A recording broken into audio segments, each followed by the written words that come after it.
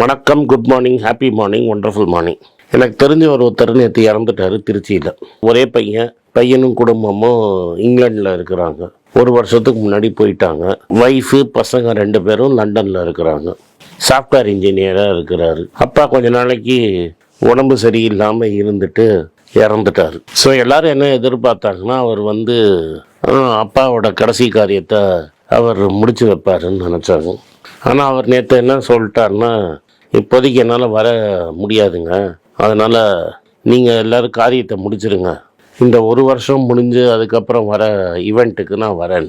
நம்ம கலாச்சாரங்கிறது ஒரு ஃபேமிலி வேல்யூஸுங்கிறது இதுதான். இது மெதுவாக நம்ம வெஸ்டர்ன் சொசைட்டி டீஜென்ரேஷன்லாம் சொல்கிறோம்ல, இதுதான்.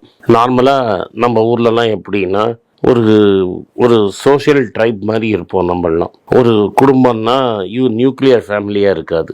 மாமா, அத்தை, சித்தப்பன், பக்கத்து வீட்டுக்காரன், ஏற்று வீட்டுக்காரன் அப்படின்னு ஒரு வீட்டில் நல்ல ஈவெண்ட்டோ கெட்ட ஈவெண்ட்டோ சேர்ந்ததுன்னா ஒரு 50-100 பேர் கூட கம்மியாக இருக்கவே மாட்டாங்க. அவ்வளோ பேராவது சேர்ந்துருவாங்க. அதனால் நம்மளது இந்த ஓல்டேஜ் ஹோமு அது மாதிரி கான்செப்ட்லாம் கிடையாது. இந்த போன 25 வருஷத்தில் இந்தியா நல்லா டெவலப் ஆகிருந்தாலும் இந்த சோஷியல் வேல்யூஸுங்கிறது கம்ப்ளீட்டாக இரோட் ஆகிடுச்சு. இப்போ பார்த்தீங்கன்னா கோயம்புத்தூர்லலாம் ஸ்பெஷாலிட்டி ஓல்டேஜ் ஹோம்ஸ் எல்லாம் இருக்குதான். இந்த வயசானவங்களை கொண்டு போய் அந்த வீட்டில் விட்டா அவங்களே எல்லாம் பார்த்துப்பாங்களாம். டாக்டர், மருந்து, செலவு எல்லாமே அங்கேயே பார்த்துப்பாங்களாம். எனக்கு வயசு 56. என் கிளாஸ்மேட்ஸில் பாதி பேர் அமெரிக்கா போயிட்டான். அந்த 1989 பாதி பேர் அமெரிக்காவில் இருந்தால் அதுக்கு முன்னாடி ஒரு 10-15 வருஷத்துலேயே எப்படியாவது அமெரிக்காவுக்கு தப்பிச்சு போயிடணுங்கிறது தான் ஒரு பெரிய கோலாக இருந்தது. ஆனால் இப்போ நான் ரீசெண்டாக பார்க்குறது என்னென்னா, லோவர் மிடில் கிளாஸாக இருக்கட்டும், மிடில் கிளாஸாக இருக்கட்டும், எப்படியாவது ஃபாரினுக்கு போயிடணும் அப்படிங்கிற ஒரு ஸ்கீம் இருக்குது. நிறைய பேர் போகிறாங்க, போகிறதுல தப்பே கிடையாது. போகிறாங்க, படிக்கிறாங்க, அங்கே வேலைக்கு போகிறாங்க, கை நிறைய சம்பாதிக்கிறாங்க. அதெல்லாம் எனக்கு வருத்தம் கிடையாது. பட் என் கிளாஸ்மேட்ஸோட பேரண்ட்ஸை நான் பார்க்கறச்சியும் என்னோட பல பேரண்ட்ஸ் என்ஆர்ஐ பேரண்ட்ஸாக இருக்கிறாங்க. என்ஆர்ஐ பேரண்ட்ஸ்னால் என்னென்னா பேசிக்லி ஹஸ்பண்ட் அண்ட் ஒய்ஃப் மட்டும் இங்கே தனியாக இருப்பாங்க. பசங்கள்லாம் அமெரிக்காவில் இருப்பாங்க, யூரோப்பில் இருப்பாங்க, ஆப்ரிக்காவில் இருப்பாங்க. இதில் 2 பங்காக பிரிச்சுக்கலாம். இந்த மிடில் ஈஸ்ட் ஆப்ரிக்காவில் இருக்கிறவன் அட்லீஸ்ட் 2 வருஷத்துக்கு ஒரு வாட்டியாவது ஊருக்கு வருவான். அம்மா அப்பாவை பார்ப்பான். ஏன்னா அங்கே பர்மனெண்ட்டாக செட்டில் ஆக முடியாது.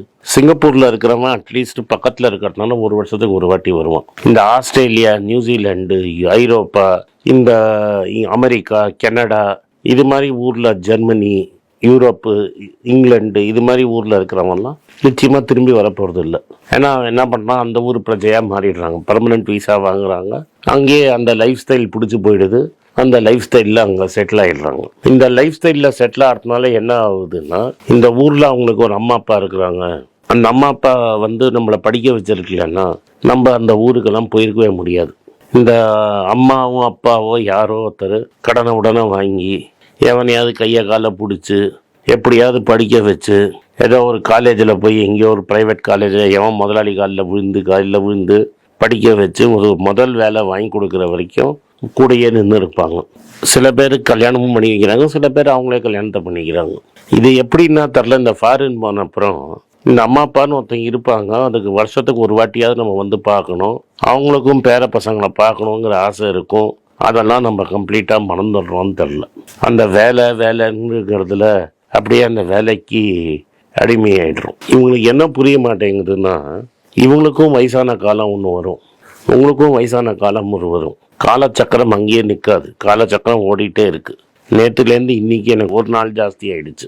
365 நாளைக்கு தான் ஒரு வாட்டி நம்ம பர்த்டேன்னு கொண்டாடுறோமே தவிர, தினம் நம்ம வயசு ஏறிக்கிட்டே போகுது, நம்ம ஃபேக்கல்ட்டி குறைஞ்சிக்கிட்டே போகுது. நீங்கள் நிறைய இந்தியர்கள் ரிட்டையர்ட் ஆகி பார்த்துருக்க மாட்டீங்க. அமெரிக்காவில் நிறைய பேர் ரிட்டையர்டு அம்மா அப்பாலாம் இருக்கிறாங்க. இப்போ என் சொந்த பந்தம்லாம் நிறைய பேர் இருக்கிறாங்க. 70 வயசுக்கு மேலே இருக்காங்க. இந்த 70 வயசுக்கு மேலே சொந்த பந்தம்லாம் என்னன்னா, நீங்கள் எப்படி உங்கள் அம்மா அப்பாவை நடத்துவீங்களோ அதே மாதிரி தான் உங்கள் பசங்க நடத்துவாங்க. நீங்கள் என்ன எக்ஸாம்பிள் செட் பண்ணுறீங்களோ அந்த எக்ஸாம்பிள் தான் உங்கள் பசங்க உங்களுக்கு செட் பண்ணுவாங்க.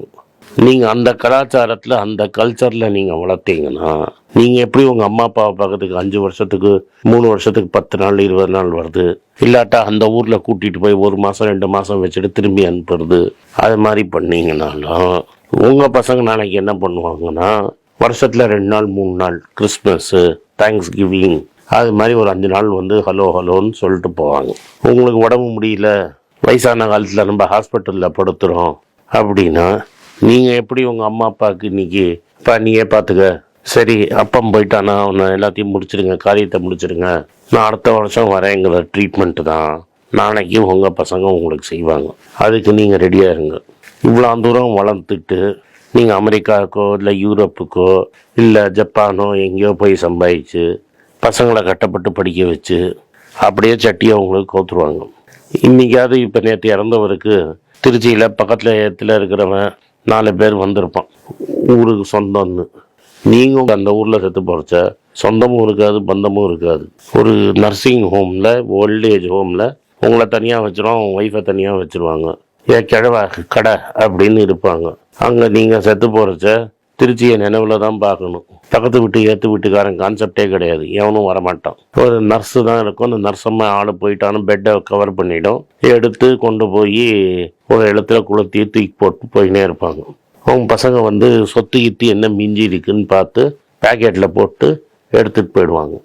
வேலையெல்லாம் முக்கியம். நான் என்ன சொல்ல வர்றது, வேலை, கேரியர் இதெல்லாம் முக்கியம்.